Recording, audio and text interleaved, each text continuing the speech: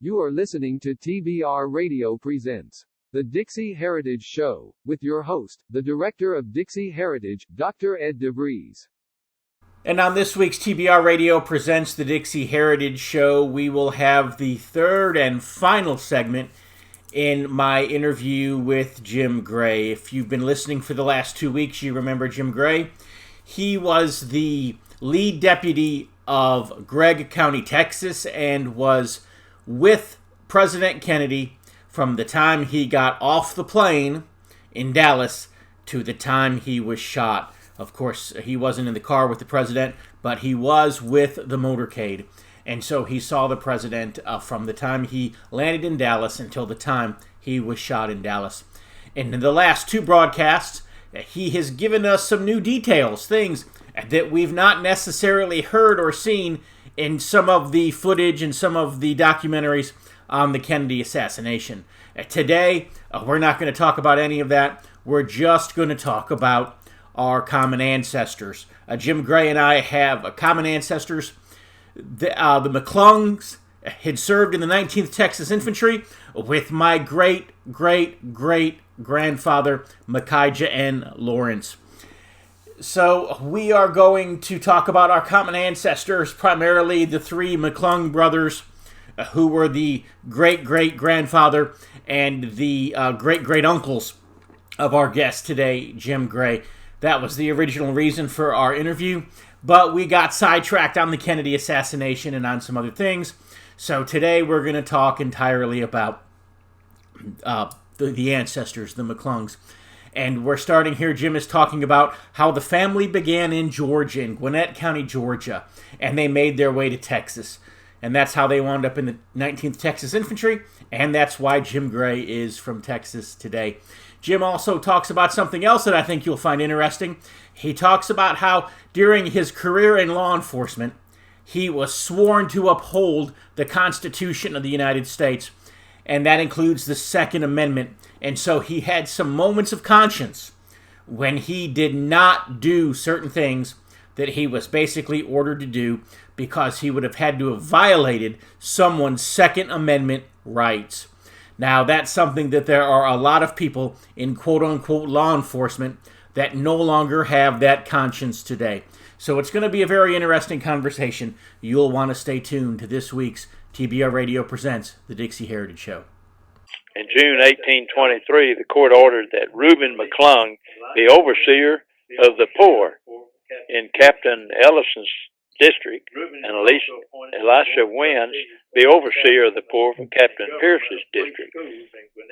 Reuben was also appointed to the Board of Trustees for the establishment and government of free schools in Gwinnett County. This appointment was made by the Senate and the House of Representatives of the state of Georgia in Central Assembly 1826. Then he was appointed Justice of the Interior Court of Gwinnett County January 16, 1829 to January 15 of 1833.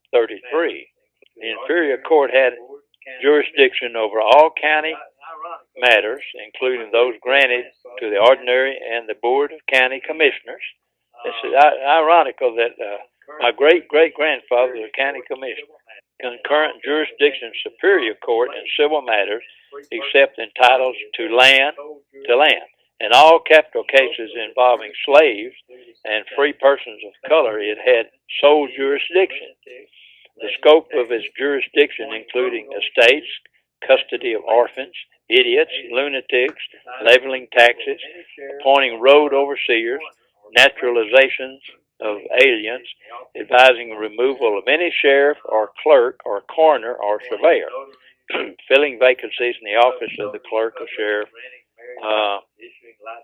appointing notaries public, granting marriage license, issuing license for taverns, regulating rates, public roads, bridges, ferries, and toll bridges, selecting grand and petty jurors, appointing constables, naming teachers of poor schools, issuing writs of habeas corpus in the absence of the Superior Court judge, admitting to bail, discharging from same, and remanding to jail.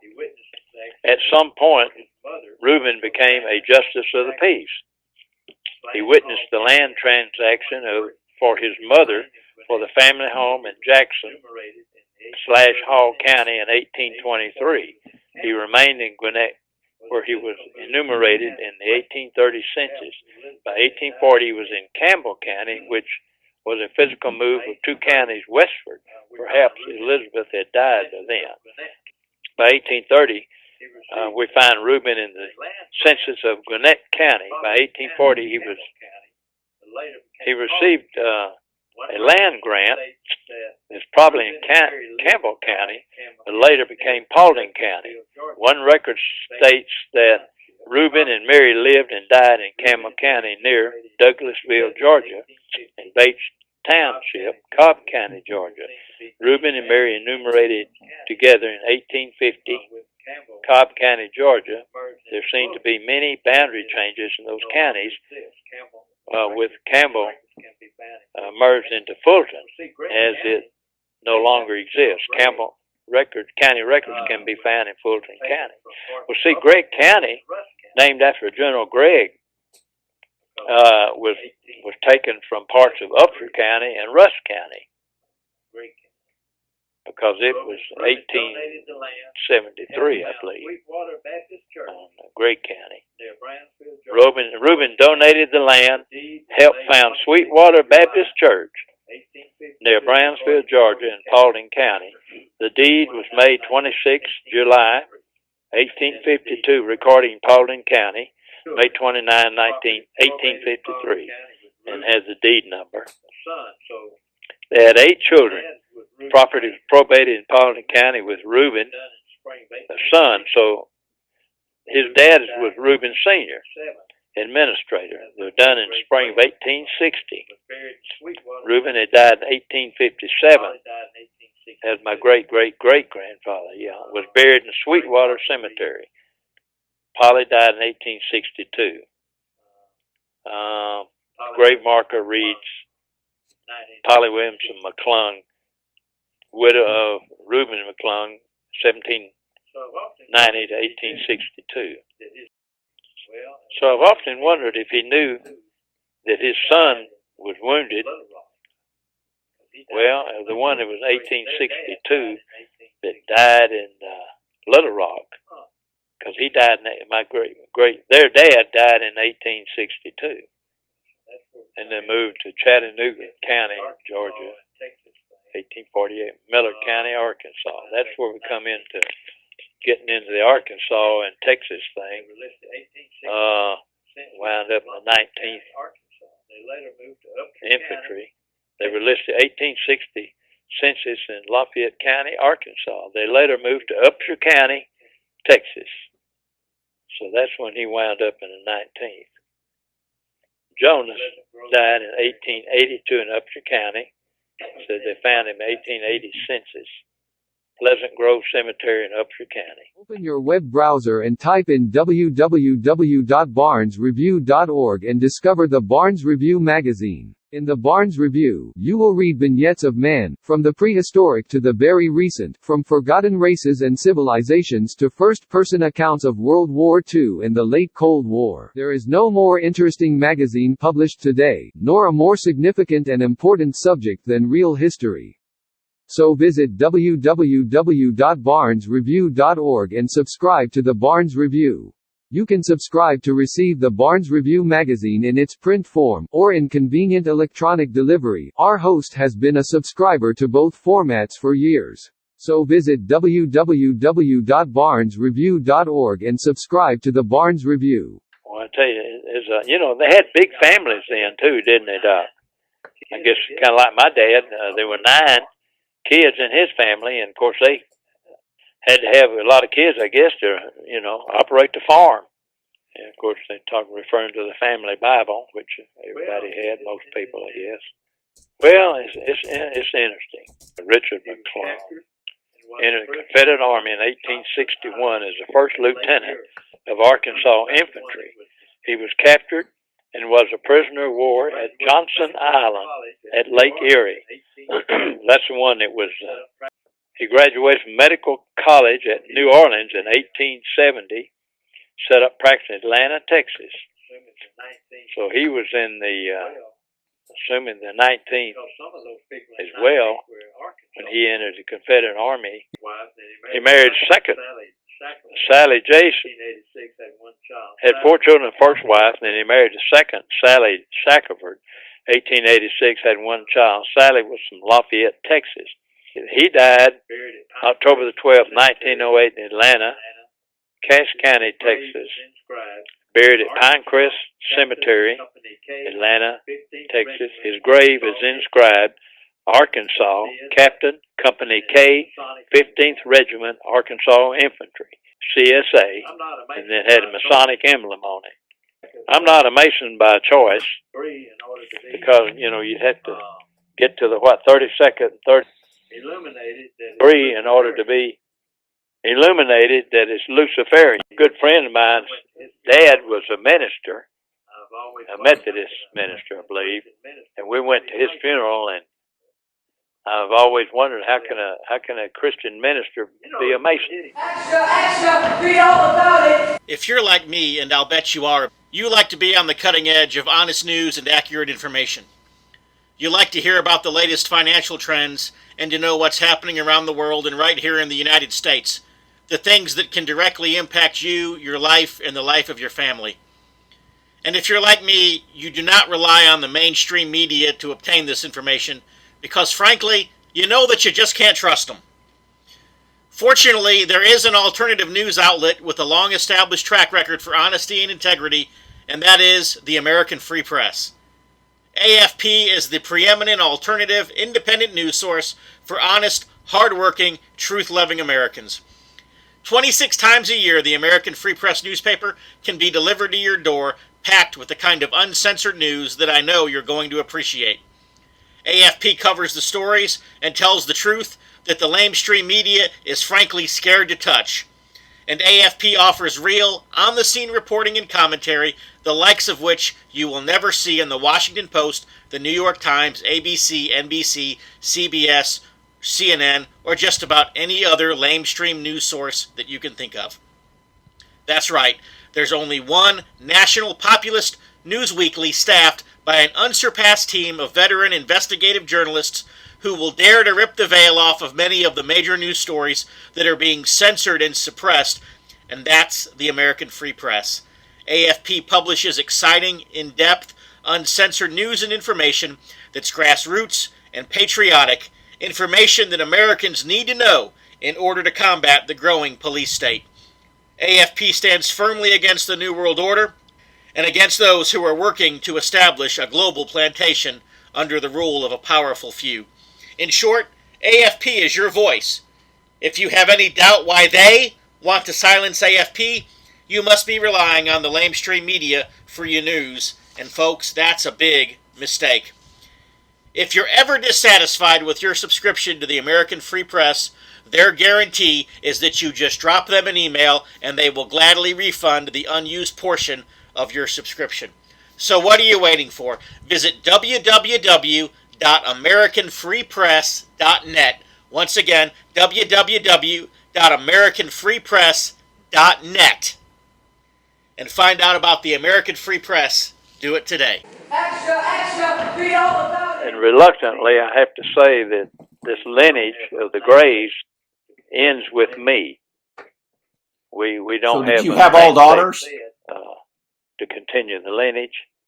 With that being said, no, we actually my wife and I, she's just turned 82. She's maybe a couple of months older than I am, but we've been together since we were 17 years old. We were barren, and that's the way it is, I guess. What I was getting around to is I have and you're a young guy, and you have a great future and a great mind. Thinking out loud, Doctor, that my archives, I have some rare books. They're not these aren't the kind of books that the public library is going to want to, display or check out. Books that have been banned. You think you'd be interested in maybe getting some of these old books when I pass on? Very, very potentially. Welcome to the Christendom Curriculum. You know, every parent who decides to homeschool wants to secure a great education for their child. while also saving time and money. But these days, many parents have another concern. They also want a homeschool curriculum without all the multiculturalist, politically correct diversity doctrine that's really little more than a thin disguise for an anti-Christian, anti-American, and anti-Western civilization bias. Now there is such a curriculum. The Christendom curriculum gives your children a complete education in Bible, history, literature, and more, focusing on the classic academic skills of reading, writing, and arithmetic. But we also tell the story of Christendom, the story of the Christian nations, especially as Christ's kingdom has been historically manifest in the nations of Europe and America, and we do so without apology. The Christendom curriculum is the only Christian nationalist homeschool program you'll find. We support the right of the European and American peoples to their historic Christian cultures against the globalist leftists who want to destroy those cultures. Not only that, but we provide assigned reading courses for various hot-button subjects in our current culture wars, including feminism, social justice, and cultural Marxism, among others. These reading courses will teach your kids how to survive a social justice warrior attack, how to debate with leftists on social media, how to reform their local churches and communities, and more. We're living in a time of tremendous historical and social change. Christians have the opportunity now to begin building the culture and civilization of the next 1,000 years and beyond. It's an exciting time to be alive. So if you want to help raise the next generation of culture warriors, if you want your children to grow up with a love for Christ's kingdom and for their own nation, while at the same time learning how to defend America and rebuild the West, the easy-to-use Christendom curriculum is for you. Click the Learn More button to get in on the action. And thanks for listening.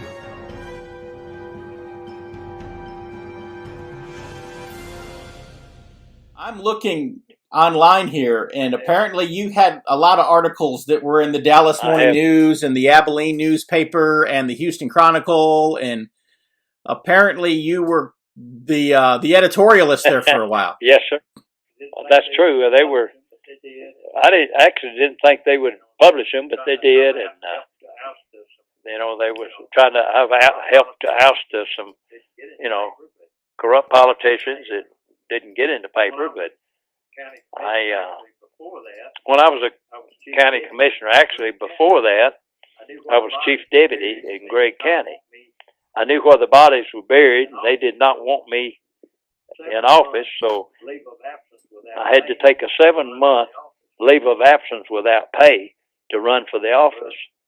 Everyone in the office in the county at that time, where they were all Democrats, I ran Republican, principally because the Democrats at the time, as they do now, had gun control in the platform. And I'm under oath to the Constitution for the Second Amendment, of course.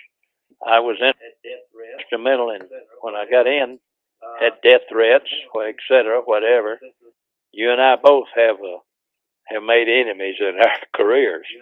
I could be classified, I guess, as a radical in my younger days, to say the least. But I'm not ashamed of that. I just, believe in my country. And I'm going to make a note here. Something else I'm going to send you. You'll get a kick out of it. But I'm not going to tell you what it is, Doctor, until you get it. You'll get a kick out of it. Something, but with on my own. Okay. Going all the way back to 1860, and then the lineage ends with me. I somewhat have guilt feelings about it, and not continuing the name, but I guess that's just the way it is. However, I will say this. Hasten to say this, that bringing up children and grandchildren and all the way this country is going, because I hear so many times, and I'm sure you do, when I talk to people in my age group, they say, well, they're really worried about their grandchildren. Well, I would be too, because there's some pretty horrific things coming in this country that it's going to be bad, isn't it? Hello, I'm Tom Strain, Lieutenant Commander-in-Chief of the Sons of Confederate Veterans. The Confederate flag, Confederate symbols, and the reputation of our Confederate ancestors has come under attack. The Sons of Confederate Veterans is actively fending off our detractors, but there is only so much that we can do. We need your help. Contact your local, state, and national elected politicians and tell them that you will not tolerate these attacks on our heritage. You can also visit scv.org, download an application to join us in our fight to preserve our Southern heritage. Visit scv.org today. If you don't have a Confederate ancestor and you are tired of American history disappearing, you can assist us by becoming a friend of the SCV. Please visit scvheritagedefense.org and make a donation to the Heritage Defense Fund. We hope that you will join us in the fight to defend the Confederate soldiers' good name.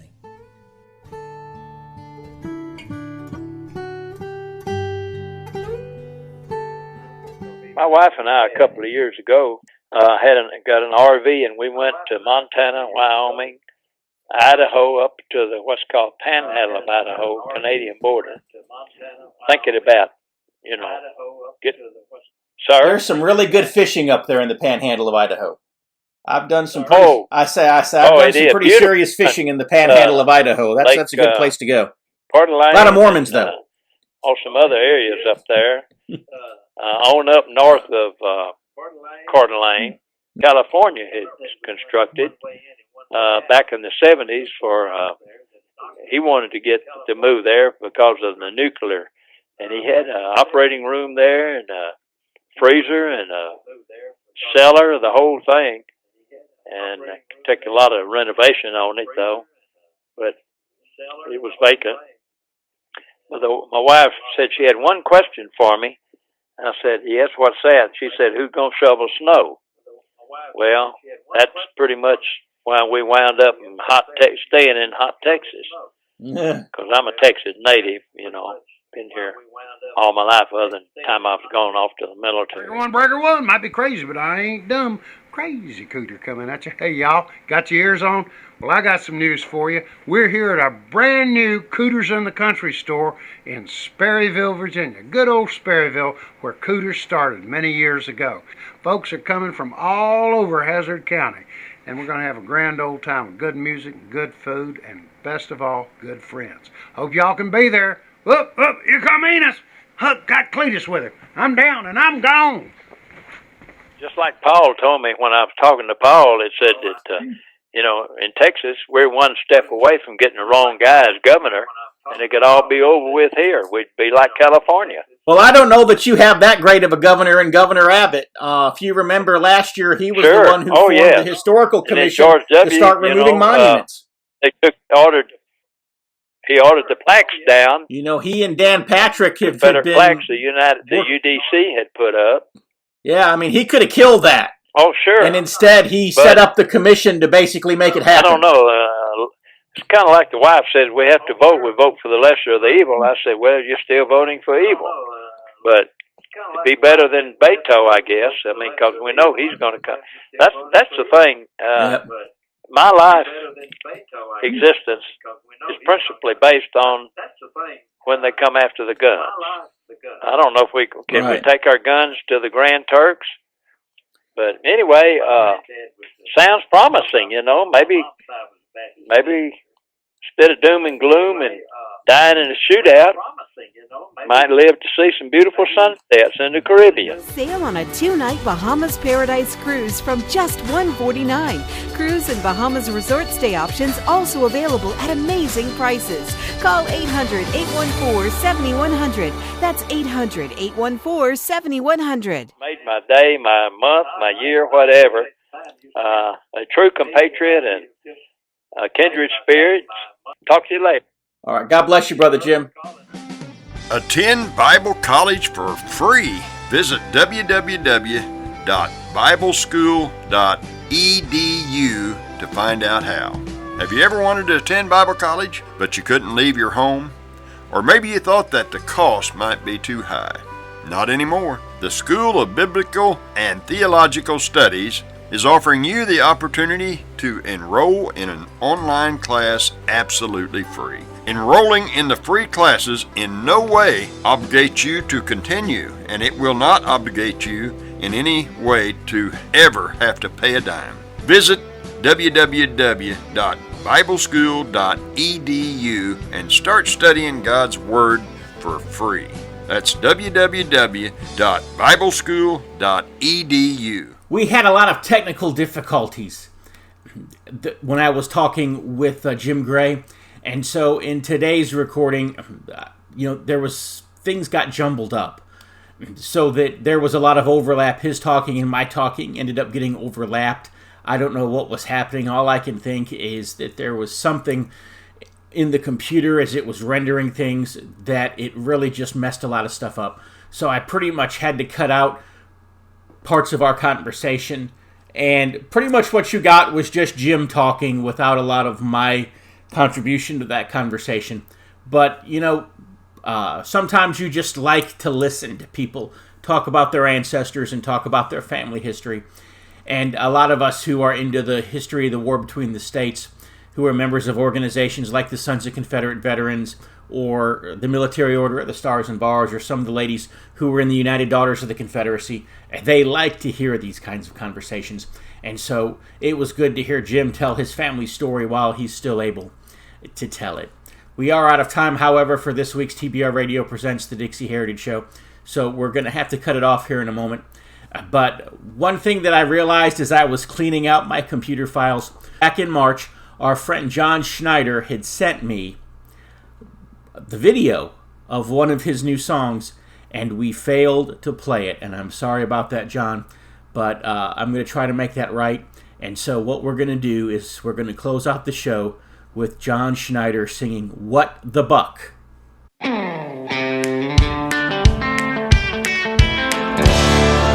What the buck happened to country music? Just when the whole wide world was starting to get into it, somebody came along and put a hip-hop groove right through it. So tell me what the buck happened to country music?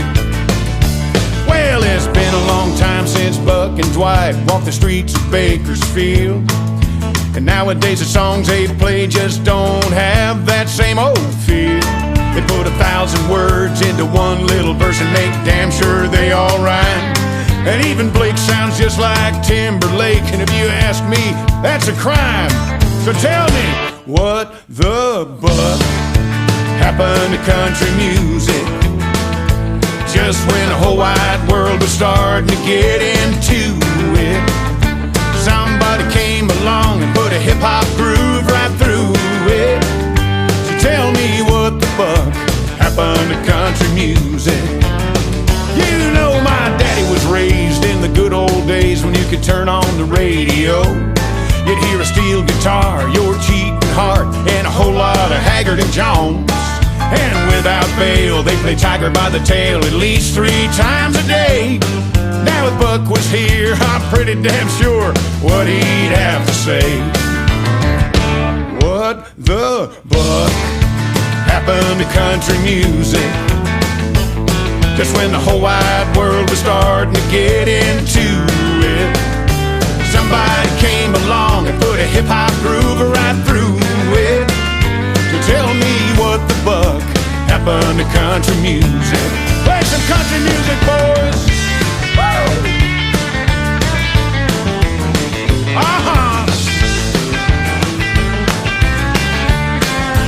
Let's hear that piano! Put a little grease on it.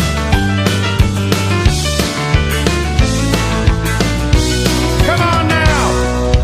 What the buck happened to country music? Just when the whole wide world was starting to get into it, somebody came along and put a hip-hop groove right through it. Like that! What the hell is that? Tell me what the buck happened to country music? Tell me what the buck happened to country music? Yeah! Johnny Johnny Cash was here today, he'd say, it was good enough before, leave it the hell alone, idiot.